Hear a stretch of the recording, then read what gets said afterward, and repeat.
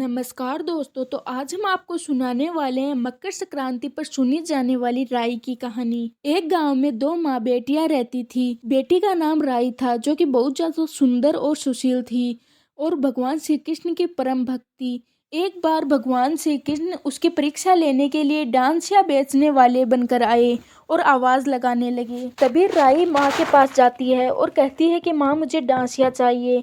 माँ बोलती है कि मैं पैसे कहाँ से लाऊं, बाजरी है वो ही लेकर चली जा। तभी राई बाजरी लेकर भगवान के पास जाती है। भगवान बाजरी को फूंक मारते हैं और फूस उड़कर राई की आंखों में गिर जाता है। तभी दर्द होने के कारण राई जोर जोर से रोने लगती है और इसी वक्त भगवान अंतर ध्यान हो जाते हैं और वेद का रूप धारण करके वहां पर आ जाते हैं। राई की माँ बाहर आकर वेद जी से बोलती है कि वेद जी, मेरी बेटी की आंखों में फूस गिर गया है, वो निकाल दो। तभी भगवान कहते हैं कि मैं फूस तो निकाल दूं, पर राई का विवाह आपको मेरे साथ करना पड़ेगा।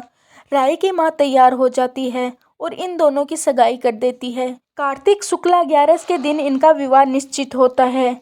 माँ सोचने लगती है कि अब मैं बेटी को क्या दूंगी, क्योंकि माँ बहुत ज्यादा गरीब थी, उसके पास कुछ भी नहीं था। तभी वह सोने की दुकान पर जाती है और जाकर बोलती है कि पुत्री राई के लिए लौंग व बिछियां जड़ दें। सुनार बोलता है कि मेरे पास समय नहीं है, मैं तो भगवान श्री कृष्ण के गहने गढ़ रहा हूँ। तभी वह हलवाई व बनिया के पास जाती है, लेकिन सभी लोग यही उत्तर देते हैं। माँ उदास होकर घर में आती है, लेकिन तभी वह देखती है कि ये क्या, उसकी झोपड़ी अब महल बन गई थी।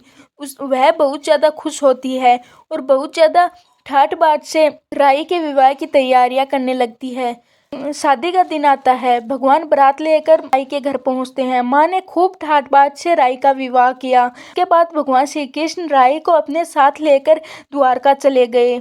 भगवान श्री कृष्ण द्वारका में ज्यादातर राई के ही महल में रहने लगे थे, जिस कारण दूसरी रानियां उनसे चिढ़ने लगी।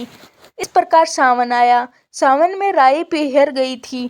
भगवान ने सोचा राई के लिए तीज भेजूं। इस कारण भगवान ने 7 जरी के बेस और 5 सोने के पचेटे रखे और 2 हंसों को बुलाया कि तुम सीधे राई के पिहर ही जाना, बीच में कहीं पर भी मत रुकना। लेकिन इस बात का पता राधा और रुक्मणी को लग गया। उन्होंने चालाकी से हंसों को अपने महल में बुलाया और उन्हें थोड़े मोती डाल दिए। हंस भी मोती चुगने लगे। जिस बीच राधा और रुक्मण ने सारा सामान निकाल लिया। सारे सामान के बदले पट्टे बने कपड़े और 5 कांटे बांध दिए। पोटली हंसों को दे दी। हंस सामान लेके राई के पास गए तो राई हंसी से नाचने लगी, लेकिन जैसे ही उसने पोटली खोली तो उसकी 5 उंगलियों में कांटे चुभ गए। राई दुखी हो गई, लेकिन तभी सावन खत्म होता है। भगवान श्री कृष्ण राई को लेने आते हैं। राई भगवान से कुछ भी नहीं बोलती। श्री कृष्ण जब भी आते तो राई उनसे दूर दूर हो जाती। भगवान ने सोचा कि कोई बात नहीं। राई नाराज होने के बाद भी श्री कृष्ण को अपने महल में जिमाती थी। भोजन में हमेशा दही जरूर देती थी। एक दिन भगवान बिल्लो गाना से दही खा गए। अब राई दही कहाँ से लाए। भगवान गुजरी बनकर दही बेचने गए। राई नीचे जाकर बोली, थोड़ा सा दही दे दो। गुजरी रूपी भगवान बोले, राई तुम उदास क्यों हो, हमने सुना है आप भगवान से नाराज हैं। राई बोली, तुम्हें इससे क्या मतलब, तू जा।